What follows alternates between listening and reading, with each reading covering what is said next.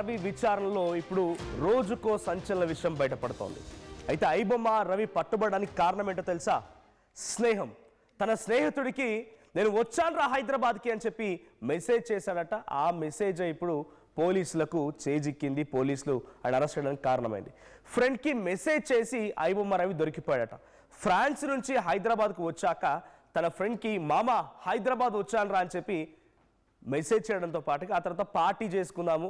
ఆయన ఎగ్జాక్ట్గా చేసిన మెసేజ్ ఏంటో అంటే మామ హైదరాబాద్ వచ్చా కలిసి తాగుదామంటూ ఒక మెసేజ్ చేశాడట. అయితే ఈ మెసేజే ఇప్పుడు పోలీసుల ఎదుట ఆయన అరెస్ట్ అవడానికి పోలీసుల ముందు ఇప్పుడు అన్నీ ఈ తతంగం మొత్తం కారణానికి ఆ ఫ్రెండ్కి మెసేజ్ చేయడమే. అయితే హైదరాబాద్కు వచ్చిన ప్రతిసారి ఫ్రెండ్తో కలిసి రవి మంచి పార్టీ చేసుకుంటాడట. అయితే ఈసారి కూడా మిత్రుడికి మెసేజ్ చేసి ఐబొమ్మ రవి తనని కలవాలి, తనతో పార్టీ చేసుకోవాలనుకున్నాడు. అయితే ఆ ఒక్క మెసేజే ఐబొమ్మ రవిని అరెస్ట్ చేశారు ఈ సైబర్ క్రైమ్ పోలీసులు. సో మరోవైపు నేటితో ఐబొమ్మ రవికి సంబంధించి కస్టడీ కూడా ముగియబోతోంది.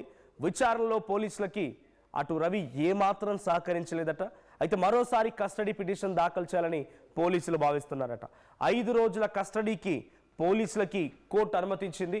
సో 5 రోజుల పాటుగా కస్టడీకి తీసుకున్న పోలీసులు రవి నుంచి ఎటువంటి సమాధానాన్ని రాబట్టలేకపోయారు. రవిని కనీసం నోరు కూడా విప్పలేదట. ఆ విచారణకి సహకరించలేదట. అయితే రవి పట్టుబడడానికి తన భార్య ఏమాత్రము కారణం కాదు. చాలామంది తన భార్య పట్టుబట్టించింది, భార్యనే పోలీసులకు ఇన్ఫార్మ్ చేసింది అంటున్నారు. కానీ ఆ భార్యతో రవికి విడాకులే చాలా ఏళ్ళైంది. సుమారుగా 5 ఏళ్ల క్రితమే విడాకులు అయిపోయాయి. 2020-21 సమయంలోనే విడాకులు అయిపోయాయట. సో ఇప్పుడు ఆ భార్యకి ఏమాత్రం తెలియదు రవి ఎక్కడ ఉంటున్నాడు, ఏడబోతున్నాడు, ఏంటి ఏం కథ అనేది.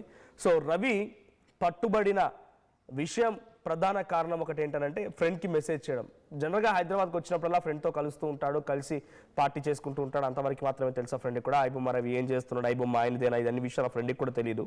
అది జనరల్గా చేసిన ఆ మెసేజే ఇప్పుడు రవిని పట్టించింది సైబర్ క్రైమ్ పోలీసులకి.